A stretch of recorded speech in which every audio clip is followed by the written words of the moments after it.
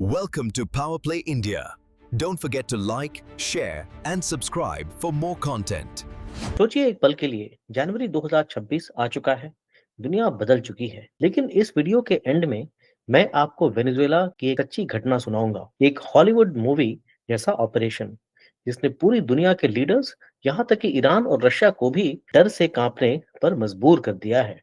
वो कहानी समझाएगी कि आज भारत इतना प्रेशर में क्यों है। लेकिन पहले चलते हैं मिडल ईस्ट, जहां एक ग्लोबल साइस्मिक शिफ्ट आया हुआ है। आज हम एनालाइज करेंगे ग्लोबल जियोपॉलिटिकल क्राइसिस। ये सिर्फ ईरान की कहानी नहीं है, ये कहानी है कैसे यूएस एयरफोर्स ने एक रात में ईरान का न्यूक्लियर सपना तोड़ दिया और कैसे उसका सीधा असर आज आपकी पॉकेट, पेट्रोल के दाम और भारत की नेशनल सिक्योरिटी पर पड़ रहा है। क्या भारत की स्ट्रेटेजिक ऑटोनॉमी खत्म हो रही है? आइए डीप डाइव करते हैं। शुरुआत करते हैं द बिग पिक्चर से। जनवरी 2026 में हम खड़े हैं। रिपोर्ट के हिसाब से ईरान इस वक्त एग्जिस्टेंशियल क्राइसिस फेस कर रहा है, जैसा 1979 में हुआ था। शायद उससे बड़ा रेवोल्यूशन आज वहां हो रहा है। लेकिन भारत के लिए ये एक स्ट्रेटेजिक शॉक है, क्योंकि एक तरफ ईरान जल रहा है और दूसरी तरफ अमेरिका ने सैंक्शनिंग रशिया एक्ट ऑफ 2025 अगर पास हो जाती है तो भारत की गर्दन पकड़ में आ जाएगी। हमारी एनर्जी सिक्योरिटी और चबहार पोर्ट सब खतरे में है।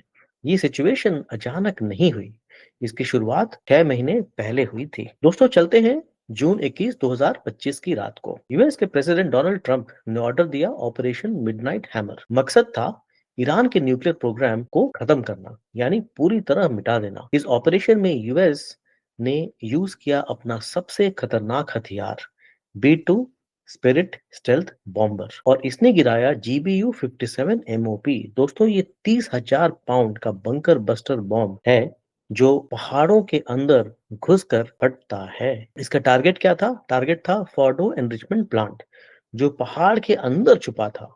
रिजल्ट क्या हुआ? ईरान का न्यूक्लियर प्रोग्राम कुछ ही घंटों में तबाह हो गया। सबसे बड़ी बात क्या थी? ईरान की integrated air defence system fail हो गया। वो एक भी यूएस मिसाइल को रोक नहीं पाया। ईरान, जो खुद को रीजनल पावर कहता है, एक पेपर टाइगर साबित हुआ। और यही वो मिलिट्री डिफीट थी जिसने रजीम को अंदर से खोखला कर दिया। मिलिट्री हार के बाद शुरू होती है इकोनॉमिक वॉर। जनवरी 2026 आते आते ईरान की करेंसी रियल का कोलैप्स हो गया। आज मार्केट में $1 की कीमत 1.5 मिलियन ईरानियन रियाल हो गई है।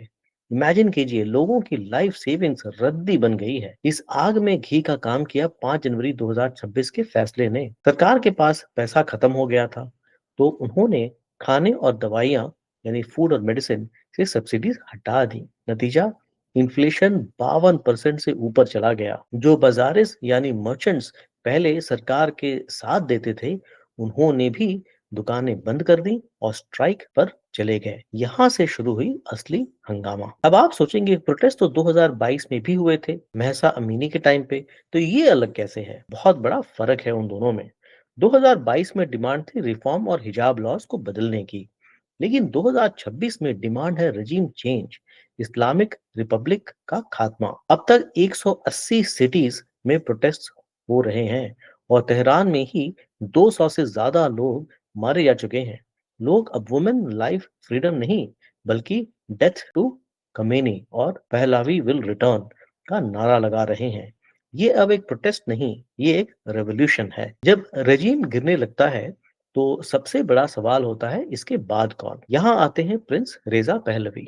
उन्होंने NUFDI के साथ मिलकर एक 100 डे प्लान रिलीज किया है। ये हवा में बातें नहीं है, ये एक कॉन्क्रीट प्लान है। सबसे पहला, ट्रांजिशन काउंसिल बनाना। दूसरा, मिलिट्री को एमनेस्टी, माफी देना, ताकि वो जनता पर गोली न चलाएं। जनवरी में पहलवी ने प्रोटेस्टर्स को एक नया ऑर्डर दिया, सीज द सिटी सेंटर्स, यानी शहरों पर कब्जा करो। उनका कहना है कि अब वापस मुड़ने का रास्ता बंद है। यहाँ यूएस की फॉरेन पॉलिसी को समझना जरूरी है। यूएस के राष्ट्रपति ट्रम्प एडमिनिस्ट्रेशन अब डिप्लोमेसी नहीं, बल्कि इंपीरियल रियलिज्म फॉलो कर रही है। इसका मतलब है, पावर दिखाओ, बात मनवाओ। यूएस ने साफ कह दिया है, अगर ईरान ने प्रोटेस्टर्स पर हेवी वेपन्स यानी टैंक्स यूज किए तो यूएस मिलिट्री बीच में आएगी। इसी डर की वजह से ईरानियन रेजिम अपने ही लोगों पर टैंक्स चढ़ाने से डर रही है। यूएस का ये साइकोलॉजिकल वॉरफेयर रेजीम के हाथ बांध रहा है। अब आते हैं भारत पर। यूएस ने ईरान के लिए मिलिट्री रखी है, लेकिन भारत और चाइना के लिए नया इकोनॉमिक वेपन बनाया है। इसका नाम है सैंक्शनिंग रशिया एक्ट ऑफ 2025 या ग्राहम बिल। ध्यान से सुनिए, ये बिल कहता है कि जो देश रशिया से तेल खरीदे और खरीदना बंद नहीं करेगा, उसके गुड्स पर यूएस 500% टैरिफ लगा देगा। 500%। सोचिए, अगर इंडिया के $120 बिलियन के एक्सपोर्ट्स पर 500% टैक्स गया, तो हमारी इकोनॉमी का क्या होगा? यूएस चाहता है कि इंडिया स्ट्रेटेजिक ऑटोनॉमी भूलकर यूएस के कैंप में आ जाए। अब भारत एक परफेक्ट स्टॉर्म में फंस गया है। हम अपनी जरूरत का 85% क्रूड ऑयल इंपोर्ट करते हैं। एक तरफ यूएस बोल रहा है कि रशिया से चीप ऑयल मत लो, वरना टैरिफ लगा देंगे।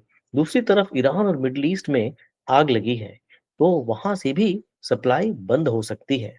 अगर भारत को रशिया का चीप ऑयल छोड़ना पड़ा और मार्केट रेट पर ऑयल खरीदना पड़ा, तो हर $10 के इंक्रीज पर भारत में महंगाई यानी इन्फ्लेशन 20-25 बेसिस पॉइंट बढ़ जाएगी।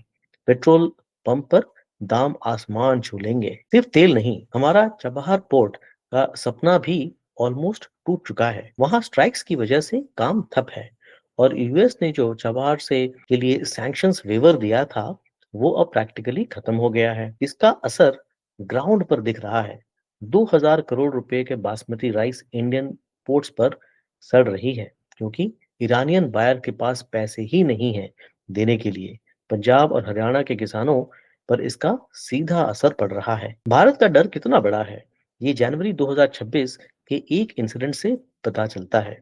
साउथ अफ्रीका में ब्रिक्स की नेवल एक्सरसाइज थी, विल फॉर पीस।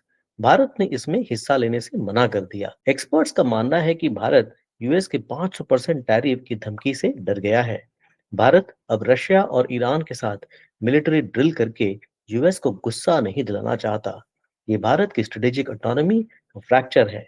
हम अब प्रेशर में डिसीजन ले रहे हैं। तो दोस्तों, आगे क्या होगा? दो सिनारियोज हैं। रेजिम चेंज, ईरान में सेकुलर सरकार आए, ये भारत के लिए लॉन्ग टर्म में अच्छा है, पर शॉर्ट टर्म में ऑयल प्राइसेस बढ़ेंगे। दूसरा, सिविल वॉर, सीरिया जैसा हाल, ये भारत की इकोनॉमी के लिए बहुत बुरा होगा। भारत की बैलेंसिंग एक्ट की पॉलिसी अब थोड़ी सक्सेसफुल नहीं लग रही है। हमें नई रियलिटी एक्सेप्ट करनी पड़ेगी। दोस्तों, मैंने शुरू में वेनेजुएला और हॉलीवुड ऑपरेशन की बात की। सुनिए क्या हुआ। जनवरी 2026 में यूएस स्पेशल फोर्सेस ने वेनेजुएला की राजधानी कराकास में एक सीक्रेट रेड किया। उन्होंने वहां के राष्ट्रपति निकोलास मडुरो को उनके घर से अरेस्ट किया और सीधा यूएस ले गए, नार्को टेररिज्म के चार्जेस पर। एक देश के प्रेसिडेंट को उठा लेना, इसी मडुरो इफेक्ट ने ईरान के लीडर्स और पूरी दुनिया को डर से भर दिया है। ईरान के लीडर्स को लग रहा है कि अगर वो ज्यादा हिले, तो अगला नंबर उनका हो सकता है। ये है नया जियोपॉलिटिकल ऑर्डर, पावर स्पीक्स। आपको क्या लगता है, क्या भारत को यूएस के प्रेशर में आना चाहिए या अपनी ऑटोनॉमी बचानी चाहिए? कमेंट्स में हमें लिख के बताएं। और पावर प्ले इंडिया देखने के लिए बहुत बहुत धन्यवाद। इस वीडियो को लाइक, शेयर और सब्सक्राइब जरूर करें। Thank you. Welcome to Power Play India. Don't forget to like, share, and subscribe for more content.